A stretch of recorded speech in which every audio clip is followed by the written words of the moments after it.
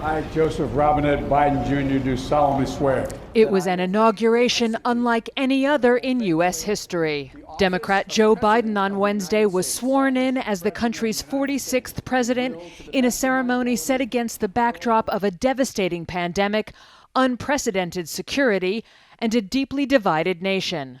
This is America's day. This is democracy's day. Standing on the steps of the U.S. Capitol exactly 2 weeks after a mob of Donald Trump supporters stormed the building in a deadly siege, Biden called for an end to the country's, quote, uncivil war, amid warnings of possible renewed violence. This is our historic moment of crisis and challenge, and unity is the path forward.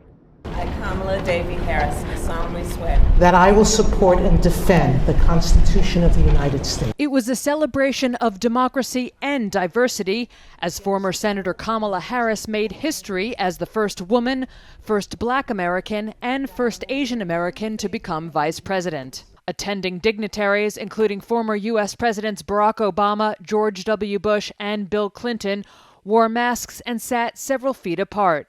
Notably absent was Trump, who flouted one last convention by refusing to meet with Biden or attend his inauguration, breaking with a political tradition seen as affirming the peaceful transfer of power. A goodbye. We love you.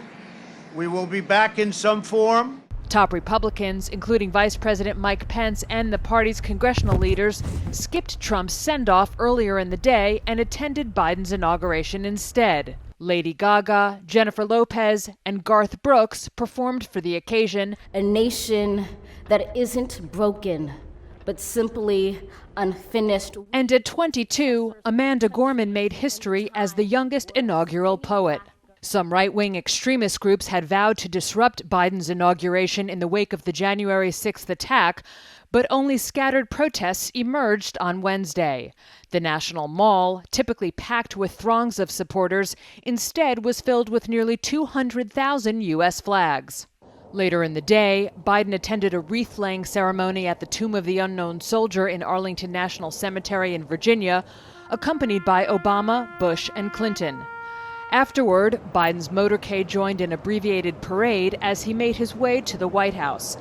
There were no inaugural balls or other parties this year due to the pandemic, but Biden, known for his folksy ways, left his limousine along Pennsylvania Avenue despite security concerns and walked with his family to his new home, greeting friends and reporters along the way. Feels great.